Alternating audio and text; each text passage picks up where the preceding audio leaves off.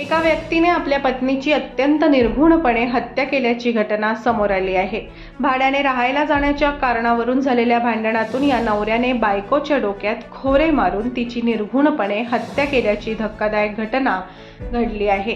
सलमा गुराप्पा इकुरोट्टी, वय वर्ष 28, राहणार खानापूर नाका, विटा, तालुका खानापूर असे या दुर्दैवी महिलेचे नाव आहे।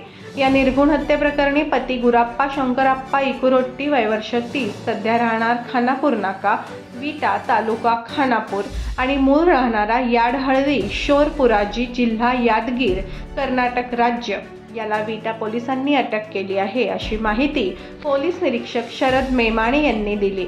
याबाबत विटा पोलिसांनी दिलेली माहिती अशी की खानापूर नाक्याजवळ विजय उथळे यांच्या मालकीच्या खोलीत मूळचे कर्नाटकच्या राज्यातील यादगिरी जिल्ह्यातील गुराप्पा इकुरोट्टी आणि त्यांची पत्नी सलमा इकुरोट्टी हे दाम्पत्य गेल्या काही महिन्यांपासून भाड्याने राहत होते।